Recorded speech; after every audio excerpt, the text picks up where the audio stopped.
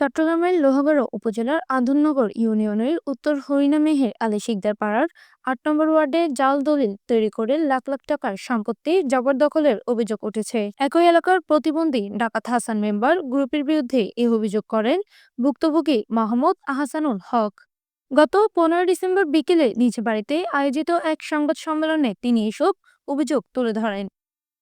লিখিত বক্তব্যে মাহমুদ আহসানুল হক জানান, অভিযুক্ত হাসান মেম্বার ও তার সহযোগীরা জাল দলিলের মাধ্যমে তার জমি দখলের চেষ্টা করেছে। এ বিষয়ে প্রতিবাদ করায় তাকে ও তার পরিবারকে প্রাণনাশের হুমকি দেওয়া হচ্ছে বলে অভিযোগ করেন তিনি। সংবাদ সম্মেলনে আহসানুল হক অভিযোগ করেন, তার স্ত্রী ও সন্তানদের প্রতিনিয়ত ভয়ভীতি প্রদর্শন করা হচ্ছে এবং অপহরণের চেষ্টা চালানো হচ্ছে। সংবাদ সম্মেলনে আহসানুল হক অভিযোগ করেন, তার স্ত্রী ও সন্তানদের প্রতিনিয়ত ভয়ভীতি প্রদর্শন করা হচ্ছে এবং অপহরণেরও চেষ্টা চালানো হচ্ছে।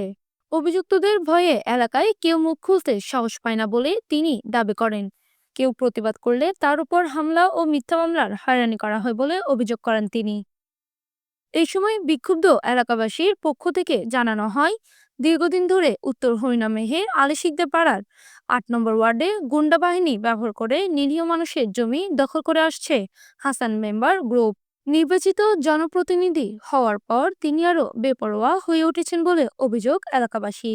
পারিবারিক মৌরুসি যৌথ সকল অবন্টিত স্থাবর অস্থাবর সম্পত্তির উপর লোহাগড়া উপজেলা আধুনগর ইউনিয়নের হাসান মেম্বারগণ প্রকাশ লেঙ্গে হাসান ওরফে ডাকাত হাসান সম্পূর্ণ অন্যায় অনৈতিকভাবে জমি কাগজপত্র জালিয়াতি করে একাধিক মিথ্যা মামলা সাজিয়ে বিগত 19/3/2024 ইংরাজি হইতে অদ্য পর্যন্ত আমাদেরকে প্রতিনিয়ত হুমকি দামকি মারধর সহ পুরো পরিবারকে জিম্মি করে রেখেছে।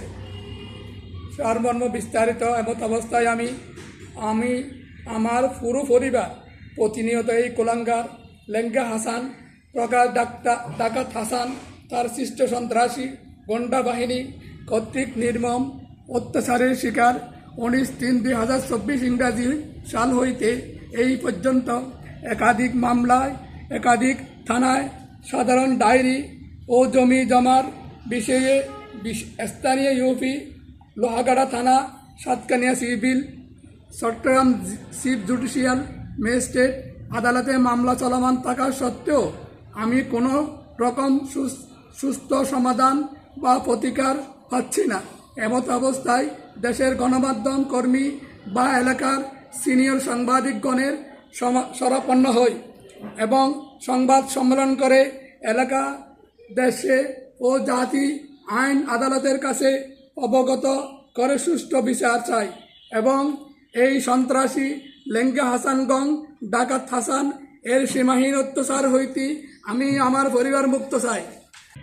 তাকে একজন ক্রিমিনাল হিসাবে লোহাগড়াবাসী চিনি, যদিও সে মেম্বার হয়েছে 4বার, সে করছিল 4বার হয় না 5বারের মধ্যে হয়েছে, কিন্তু তাকে সবাই এলাকার ডাকাত হিসাবে চিনে, কোলাঙ্গার হিসাবে চিনে। সে একজন থানার দালাল ছিল, সে আওয়ামী লীগের দোষর ছিল। সে এই পদটা ব্যবহার করে সে আওয়ামী লীগকে কলুষিত করেছে। সে আওয়ামী লীগের পদটা ব্যবহার করে থানার দালালি করে নিরীহ মানুষকে মামলা দিয়েছে। তার জ্বলন্ত প্রমাণ আপনি আধুনগর যান, অহরহ মানুষকে জানতে পারবেন।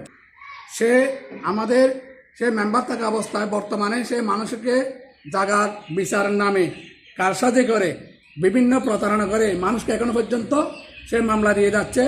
সে পর্যন্ত আপনি উত্তর হরিণ উতাভাড়া দান, উত্তর হরিণে বড়ুয়া ভাড়া দান, আপনারা এখানে গিয়ে দেখে আসেন আমার কথাগুলো সত্য নাকি মিথ্যা। সেই মানুষকে এখনো পর্যন্ত মিথ্যা মামলা দিচ্ছে, জায়গা জমির কোনো সমস্যা ভাঙতেছে না, সে একের পর এক মিথ্যা মামলা দিয়ে মানুষকে হয়রানি করতেছে।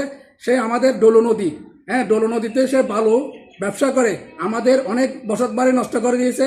আমাদের উত্তর হরিণা নজরামত শাহপাড়ার যে একটা মসজিদ আছে, এসে কবরস্থান বালু খনন করে পুরো মসজিদ এখন ঝুঁকি অবস্থা আছে, কবরস্থান ঝুঁকি অবস্থা আছে।